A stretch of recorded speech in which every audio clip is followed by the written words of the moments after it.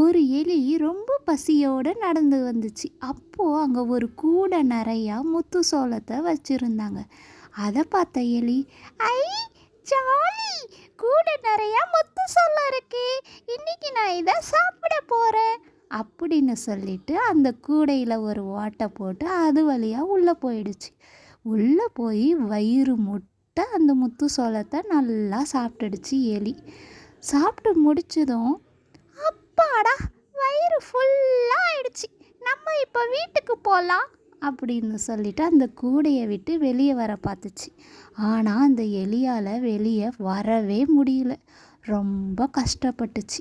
அப்போ அந்த வழியாக ஒரு முயல் வந்துச்சு. அப்போ அந்த எலி, முயலண்ணா முயலண்ணா, என்னை எப்படியாவது காப்பாற்றுங்க, நான் இந்த கூடைக்குள்ளே மாட்டிக்கிட்டேன் அப்படின்னு சொன்னிச்சான்.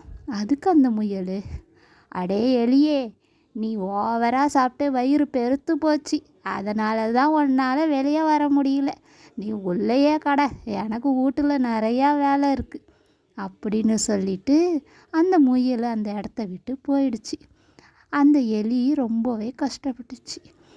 ஐயோ, என்னால் நவுற கூட முடியல, சரி இன்னைக்கு ஒரு நாள் இங்கேயே தூங்கிட்டு காலையில் வீட்டுக்கு போயிடலாம், அதுக்குள்ளே நம்ம வயிறும் சின்னதாக ஆகிடும், இந்த ஓட்ட வழியாக வெளியே போயிடலாம் அப்படின்னு நினச்சி மறுநாள் காலையில் தூங்கி முழிச்ச எலிக்கு மறுபடியும் பசி வந்துச்சு.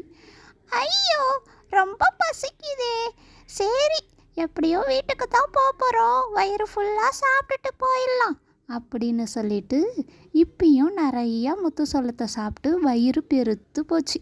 இப்போ வெளியே வர முயற்சி பண்ணிச்சு அந்த ஓட்ட வழியாக.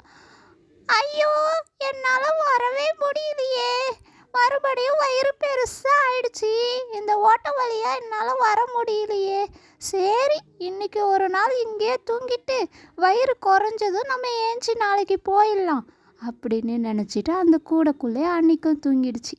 காலையில் அந்த எலி முழிச்சு பார்க்கறதுக்குள்ளே அந்த வழியாக ஒரு பூனை வந்துச்சு.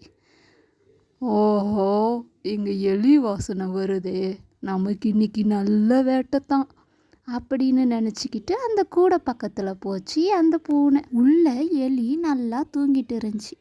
அவ்வளோதாங்க, கப்புன்னு பிடிச்சி டபக்குன்னு சாப்பிட்டுடுச்சு அந்த பூனை எலியை. கடைசியாக அந்த தீனி பண்டாரம் எலி சேர்த்தே போயிடுச்சு. அளவோடு சாப்பிட்டு வளமோடு வாழ்க.